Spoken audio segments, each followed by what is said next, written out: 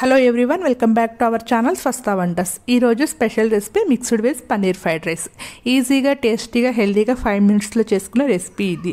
దీనిలో protein and fibre కూడా చాలా ఎక్కువగా ఉంటుంది.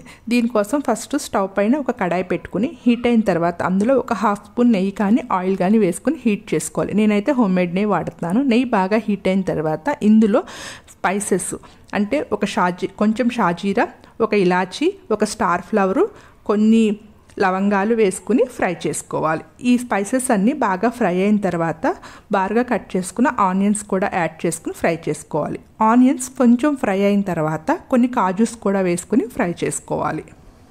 ఆనియన్స్ బాగా రెడ్గా అయ్యేటట్లు ఫ్రై చేసుకోవాలి. ఈ రెసిపీలో ఆనియన్స్ బాగా ఫ్రై అయితేనే చాలా బాగుంటుంది. ఇలా ఫ్రై అయిన తర్వాత ఇందులో కొన్ని బీన్స్ ముక్కలు, కొన్ని క్యారెట్ ముక్కలు సన్నగా తరుక్కున్నవి, కొన్ని క్యాప్సికమ్ ముక్కలు, ఇంకా కొన్ని స్వీట్ కార్న్ కూడా యాడ్ చేసుకోవాలి.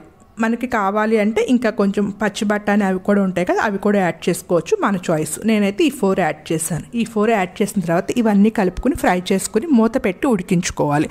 ఆ వెజిటేబుల్స్లో ఉన్న వాటర్ వల్ల అవన్నీ కూడా మగ్గిపోతాయి. ఈ వెజిటేబుల్స్ అన్నీ కూడా ఇలా మగ్గిన తర్వాత ఇందులో పన్నీర్ యాడ్ చేసుకోవాలి. నేనైతే హోమ్మేడ్ పన్నీర్ వాడుతున్నాను. పన్నీర్ 50 గ్రామ్స్ యాడ్ చేసుకోవాలి. ఈ పన్నీర్ యాడ్ చేసుకుని దీన్ని అంతా కూడా ఫ్రై చేసుకోవాలి. పన్నీర్ కొంచెం గోల్డెన్ బ్రౌన్ కలర్ వచ్చే వరకు ఫ్రై చేసుకోవాలి. పన్నీర్ ఈ విధంగా కొంచెం కలర్ చేంజ్ అయిన తర్వాత ఇప్పుడు ముందే ఉడికించి పక్కన పెట్టుకున్న రైస్ను కూడా యాడ్ చేసుకోవాలి. ఇందులో టేస్ట్కు సరిపడినంత సాల్ట్ వేసుకుని అంతా కలిపి మిక్స్ చేసుకోవాలి. ఈ వెజిటేబుల్స్ రైస్ అంతా కలవాలి. ఇప్పుడు దీన్ని మూత పెట్టుకుని ఒక 5 మినిట్స్ పాటు మగ్గించుకోవాలి. అంటే ఆ స్పైసెస్లో ఉన్న ఫ్లేవర్ అంతా కూడా రైస్కి పడుతుంది మూత పెట్టి ఉడికించుకోవడం వల్ల.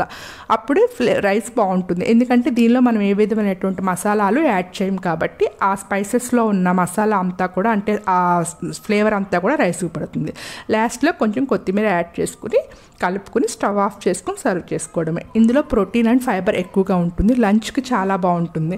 అలాగే పిల్లల లంచ్ బాక్స్లో కూడా ఈ రెసిపీ చాలా బాగుంటుంది. ఒకసారి ట్రై చేసి ఎలా ఉందో కామెంట్ చేసి చెప్పండి. Thank you to all. Please like, share and